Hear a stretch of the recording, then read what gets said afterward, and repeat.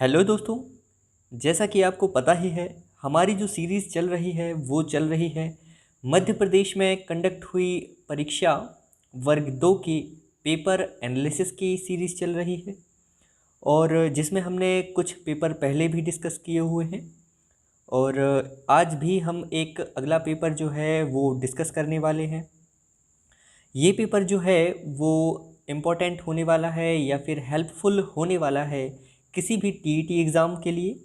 और बहुत ज़्यादा इम्पोर्टेंट होगा ये वर्ग 3 के कैंडिडेट्स के लिए, जिनका एग्ज़ाम होना है दिसंबर से जनवरी के बीच में।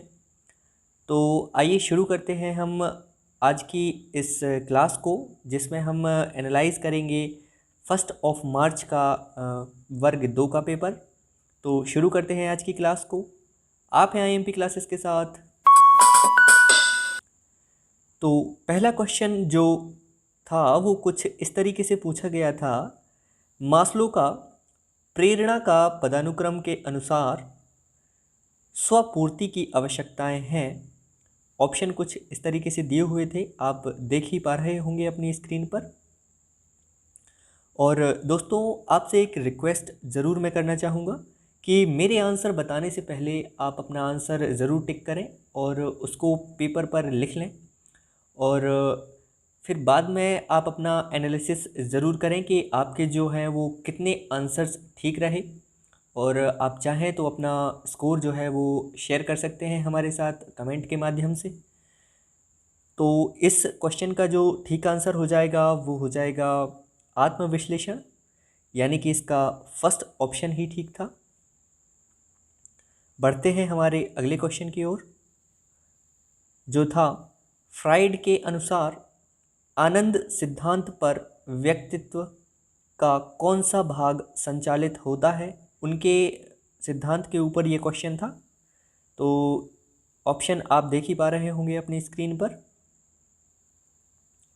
और जो इसका सही आंसर हो जाएगा वो हो जाएगा पहचान, आईडी जो हो जाएगा इसका, यानी कि थर्ड ऑप्शन ठीक हो जाएगा।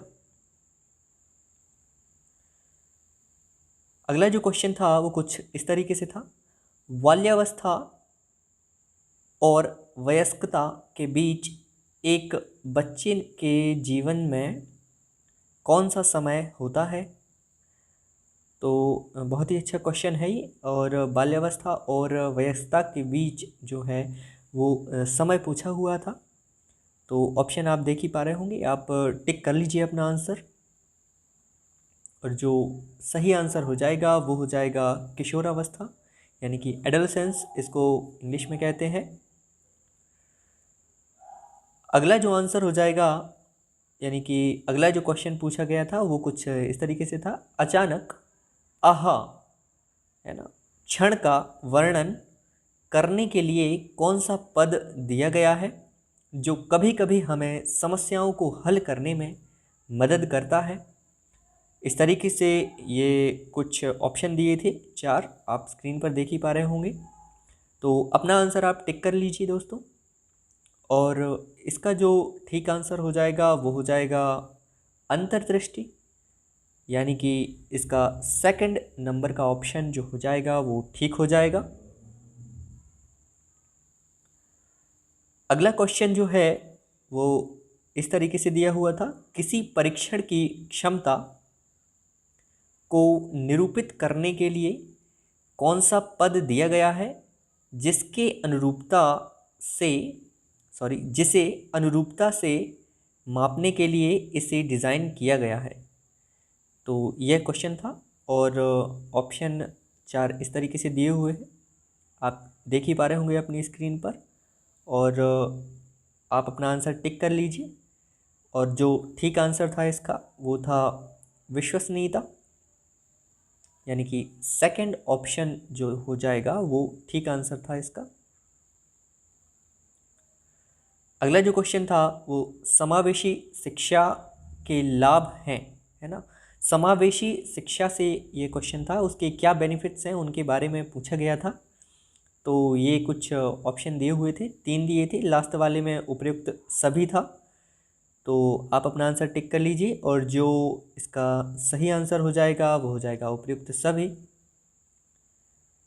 यानी कि केवल नैतिक और नीतिशास्त्र सिद्धांत विकसित करना, केवल संचार और सामाजिक कौशल बढ़ाना, और केवल विविधता की स्वीकृति और प्रशंसा और बढ़ाना लिखा हुआ था। तो ये चारों के चारों ऑप्शन जो हैं वो, सॉरी, तीनों ऑप्शन जो हैं वो इसके ठीक थे, यानी कि उपयुक्त सभी वाला जो ऑप्शन था वो ठीक हो जाएगा इसका।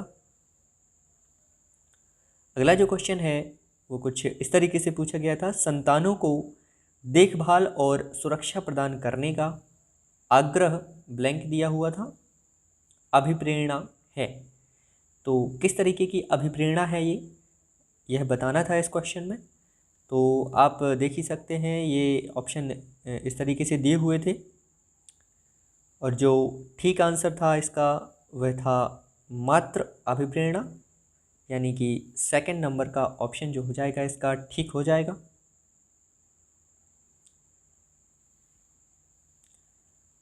चलते हैं अगले क्वेश्चन की ओर। एरिक्सन के सिद्धांत से यह क्वेश्चन था, एरिक्सन के मनोसामाजिक विकास के कौन से चरण में प्रतियोगिता भावना विकसित होती है। तो चरण पूछ लिया था, जैसा कि उन्होंने अपने सिद्धांत में बताया था, काफ़ी सारी उनकी जो हैं अवस्थाएं थी, यानी कि विशेषताएं उनकी अलग अलग एज ग्रुप में और अलग अलग विशेषताओं के बारे में उन्होंने बताया था।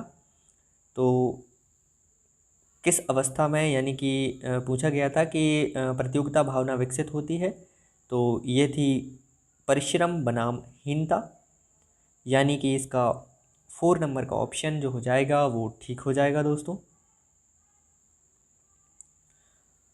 और अगला क्वेश्चन जो था वो इस तरीके से था, शिक्षक द्वारा मानसिक रूप से मंद शिक्षार्थी के लिए निम्नलिखित में से किस कार्य नीति का उपयोग नहीं किया जा सकता है।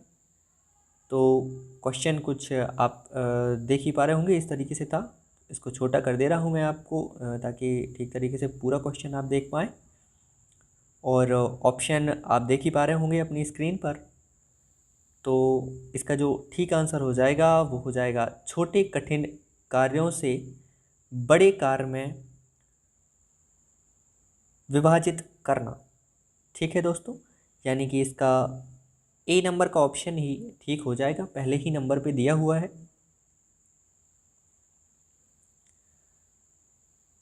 आगे जो क्वेश्चन है, यानी 10वां नंबर का क्वेश्चन जो दिया था, अच्छाई और सबलता के अनुसार छात्रों की किस श्रेणी में आउटबाउंड गतिविधि में संलग्न होने की अधिक संभावना है। तो ऑप्शन कुछ इस तरीके से 4 दिए हुए थे, और जो ठीक आंसर था वो था सामाजिक, यानी कि इसका फर्स्ट ऑप्शन ही ठीक था दोस्तों। मुझे ऐसी आशा है कि आपके जो आंसर्स हैं वो ठीक निकल रहे होंगे, है ना, आपकी तैयारी का लेवल भी ठीक ही चल रहा होगा। तो आप चाहें तो अपना स्कोर भी शेयर कर सकते हैं हमारे साथ। और अगला जो क्वेश्चन था वो कुछ इस तरीके से दिया हुआ था, छात्र के सीखने का समर्थन करने के लिए तैयार विशिष्ट शिक्षण रणनीति ब्लैंक है, और एक ब्लैंक और दिया हुआ था। सॉरी, ये एक ही ब्लैंक है, थोड़ा सा मिसप्रिंट हो गया होगा इन लोगों का, तो कोई दिक्कत नहीं है। ऑप्शन कुछ इस तरीके से आप देख ही पा रहे होंगे अपनी स्क्रीन पर, तो आप अपना आंसर टिक कर लीजिए। और जो इसका सही आंसर हो जाएगा वो हो जाएगा स्कैफोल्डिंग, यानी कि बी नंबर का ऑप्शन इसका सही हो जाएगा, जो दूसरे नंबर पर दिया हुआ था। अगला जो क्वेश्चन है वो इस तरीके से था, निम्नलिखित में से क्या लक्षण प्राप्त करने की मुख्य विधि में से एक नहीं है। ये क्वेश्चन हो जाएगा, और 4 ऑप्शन कुछ इस तरीके से दिए थे, आप अपना आंसर टिक कर सकते हैं। और इसका जो सही आंसर हो जाएगा वो हो जाएगा प्राकल्पनात्मक, यानी कि फर्स्ट नंबर का ऑप्शन इसका ठीक हो जाएगा दोस्तों। अगला जो क्वेश्चन था वो कुछ इस तरीके से दिया हुआ था कि आधुनिक मूल्यांकन के बारे में निम्नलिखित में से कौन सा सही है ना। ये नेगेटिव स्टेटमेंट नहीं है दोस्तों, तो सही है बताना है ना। कन्फ्यूज़न भी वहाँ पर हो जाता है नेगेटिव स्टेटमेंट में, जब हम देख नहीं पाते हैं और गलत आंसर जो है वो टिक हो जाता है जल्दबाजी में। तो ध्यान देना है इसका, कौन सा नेगेटिव स्टेटमेंट है और कौन सा नहीं है।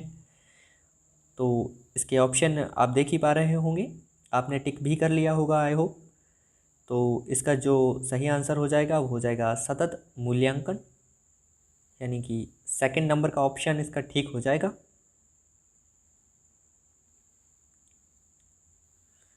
अगला जो क्वेश्चन है वो इस तरीके से दिया हुआ है आपके सामने, देख पा रहे होंगे आप। निम्नलिखित में से क्या विकास व्यापक मार्गदर्शन और परामर्श कार्यक्रम की योजना बनाने और वितरित करने में ध्यान केंद्रित नहीं है। तो मैं छोटा कर दे रहा हूँ आपको, इसको देखने में आपको हेल्प हो जाएगी थोड़ी सी। तो आप पूरा क्वेश्चन जो है वो देख पा रहे होंगे आई होप अब, और ऑप्शन भी आपके सामने ही है। टिक कर लीजिए अपना आंसर, और इसका जो ठीक आंसर है वो मैं आपको बता दे रहा हूँ, वित्तीय जो हो जाएगा, यानी कि इसका फर्स्ट नंबर का ऑप्शन ही ठीक दिया हुआ था इसमें।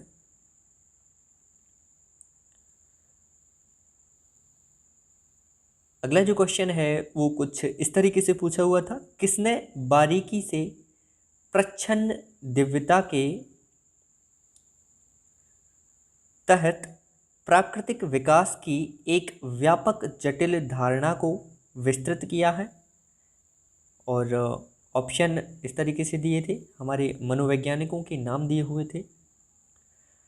तो आप अपना आंसर टिक कर लीजिए, और जो इसका ठीक आंसर हो जाएगा वो हो जाएगा बाल्डविन। बाल्डविन जो हो जाएगा इसका ठीक आंसर हो जाएगा, यानी फर्स्ट ऑप्शन ही इसका ठीक था।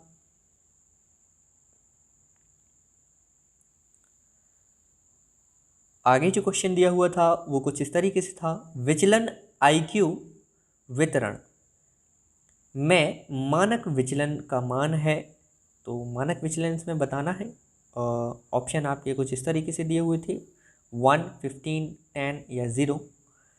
आप अपना आंसर टिक कर लीजिए, और इसका जो सही आंसर हो जाएगा वो हो जाएगा 15, यानी कि सेकंड नंबर का ऑप्शन इसमें ठीक हो जाएगा दोस्तों। और जो हमारा अगला क्वेश्चन था वो कुछ इस तरीके से था दोस्तों, कि जिस परिवेश में बच्चे बड़े होते हैं वह ब्लैंक दिया हुआ था, करता है कि वह कैसे सोचता है और वह क्या सोचता है।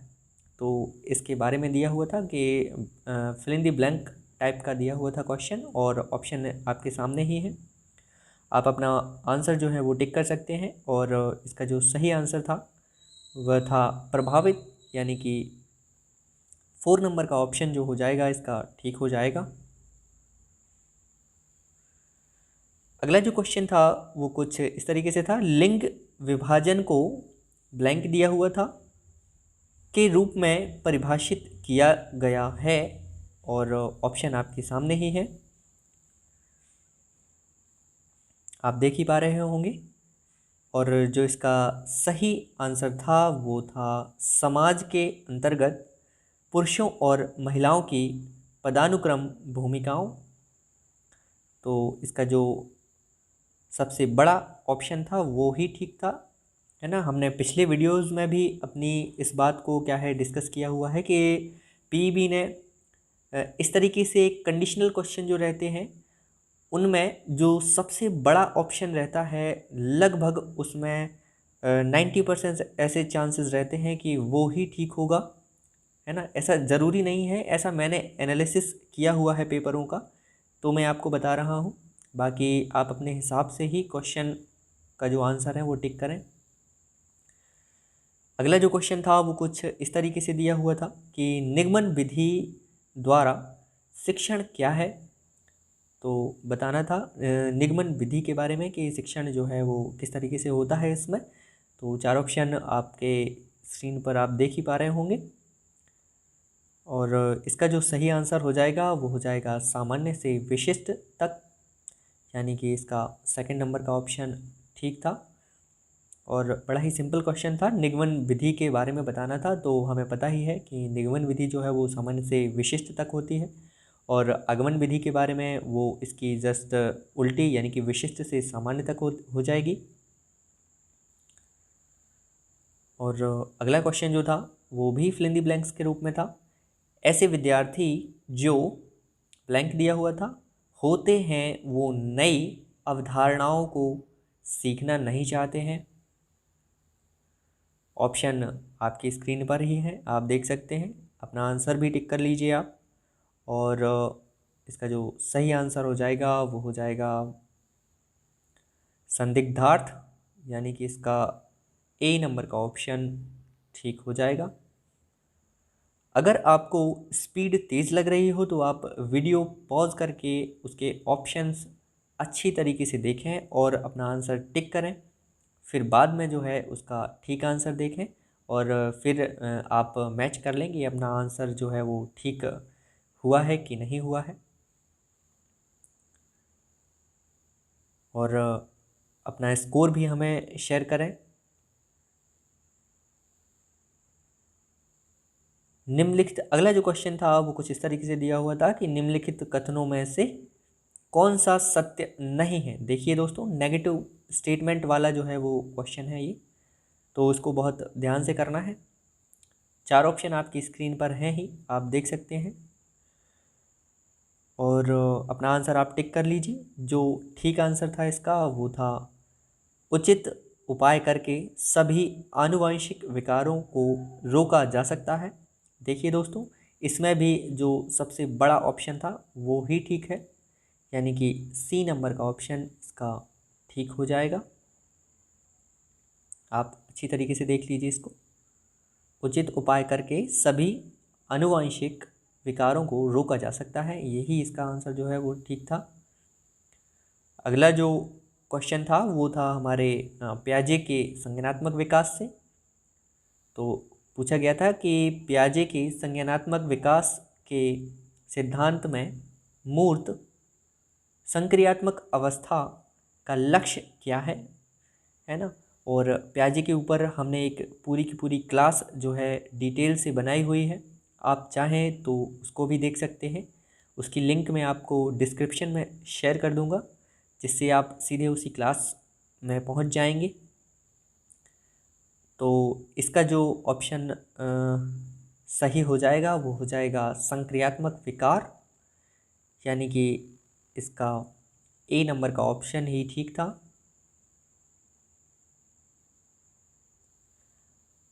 पढ़ते हैं अगले क्वेश्चन की तरफ, जिसमें पूछा गया था निम्नलिखित में से कौन सी क्लासिकी कंडीशनिंग यानी कि चिर प्रतिष्ठित प्रानुकूलन से संबंधित अवधारणा नहीं है। फिर से नेगेटिव स्टेटमेंट वाला क्वेश्चन है ये, है ना। तो ध्यान से इसका आंसर टिक करना है आपको।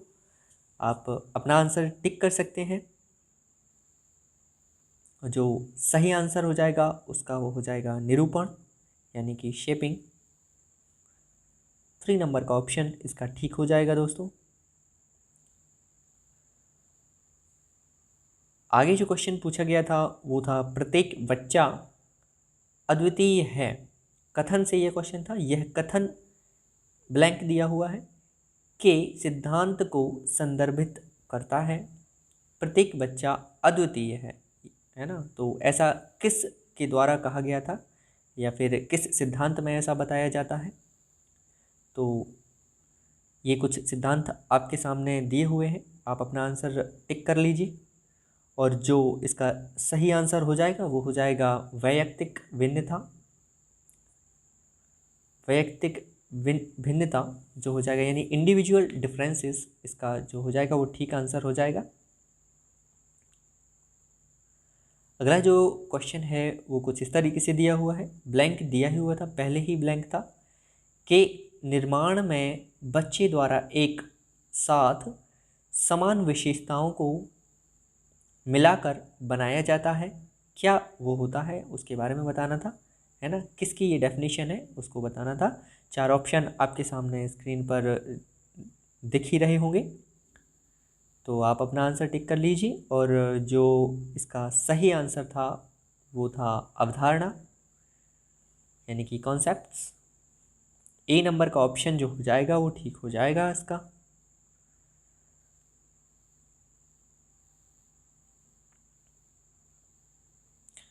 अगला जो क्वेश्चन दिया हुआ था वो कुछ इस तरीके से था, शैक्षणिक दृष्टिकोण में किस पर ध्यान केंद्रित करने से बच्चे वैज्ञानिक तर्क और अभ्यास की अच्छी समझ हासिल करते हैं। तो इसको मैं थोड़ा सा छोटा कर देता हूँ आपके लिए, ताकि आप पूरा देख पाएँ इसको स्क्रीन पर। ऑप्शन भी आप देख ही पा रहे होंगे, तो टिक कर लेंगे आप अपना आंसर। और जो इसका ठीक आंसर हो जाएगा वो हो जाएगा वैज्ञानिक विचार, यानी कि इसका सेकंड नंबर का ऑप्शन ठीक हो जाएगा। अगले क्वेश्चन में पूछा गया था, समावेशी शिक्षण दिव्यांग बच्चों को शिक्षित करने की दिशा में एक नया, फिर से ब्लैंक है ना। और इसमें जो है देखा होगा आपने, काफ़ी सारे ब्लैंक वाले क्वेश्चन जो हैं वो काफ़ी ज़्यादा पूछे जाते हैं पीईबी की तरफ से।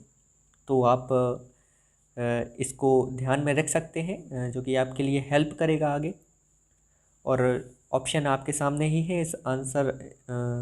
इसका आंसर जो है वो मैं आपको बता दे रहा हूँ। ठीक आंसर है इसका उपागम, यानी कि अप्रोच इसका सही आंसर हो जाएगा। सेकंड नंबर पे था, यानी सेकंड ऑप्शन ठीक हो जाएगा। अगला जो क्वेश्चन था वो था अधिगम से, अधिगम तत्परता की उपेक्षा, फिर से ब्लैंक दिया हुआ है, के तौर पर परिणाम देगी। इसमें आपके सामने ये ऑप्शन दिख ही रहे होंगे। क्वेश्चन को भी मैं छोटा कर दे रहा हूँ ताकि आप ऑप्शन और क्वेश्चन दोनों ही ठीक तरीके से देख पाएँ। तो आप अपना आंसर टिक कर लीजिए। और जो सही आंसर था इसका वो था निराशा, यानी फ्रस्ट्रेशन। 4 नंबर का ऑप्शन इसका ठीक हो जाएगा। अगला जो क्वेश्चन था वो कुछ इस तरीके से था, एक शिक्षक द्वारा स्वयं मूल्यांकन उसकी ब्लैंक, फिर से दिया हुआ है, भूमिका को दर्शाता है। ऑप्शन आपके सामने ही है, आप अपना आंसर टिक कर सकते हैं। और सही ऑप्शन जो इसका हो जाएगा वो हो जाएगा विचारशील प्रवृत्ति, यानी कि इसका सेकंड नंबर का ऑप्शन जो हो जाएगा वो ठीक हो जाएगा। और अगला क्वेश्चन जो है वो कुछ इस तरीके से था, विकार से था। तो डिसलेक्सिया जो है वो विकार होता है एक। तो डिसलेक्सिया शब्द किसे निरूपित करता है, ऐसा क्वेश्चन दिया हुआ था। और इसमें कुछ ऑप्शन आपके सामने दिए ही हैं, तो आप देख सकते हैं ऑप्शंस को। आप अपना आंसर जो है वो टिक कर लीजिए। और जो इसका सही आंसर हो जाएगा वो हो जाएगा सीखने की कठिनाई, जो पढ़ने लिखने और वर्तनी में समस्या पैदा कर सकती है। और देखिए दोस्तों, इसमें भी जो सबसे बड़ा ऑप्शन है वो ही ठीक है ना। पहले भी हम इसके बारे में डिस्कस कर चुके हैं कि जो सबसे बड़ा ऑप्शन रहता है वो लगभग ज़्यादातर ठीक रहता है ना। पीईबी के पेपर्स में ऐसा देखा गया है। तो ये था दोस्तों हमारे वर्ग 2 के पेपर का एनालिसिस। अगर आपको ये हेल्पफुल लगता है तो हम और भी पेपर का एनालिसिस करके आपको प्रोवाइड कराते रहेंगे इसी तरीके से। और आप अपना जो स्कोर है वो ज़रूर बताएं हमें कि आपके जो 30 क्वेश्चन में से कितने क्वेश्चन जो हैं वो ठीक रहे। और आपने जो अपना कीमती समय दिया है दोस्तों वो दिया है आईएमपी क्लासेस को।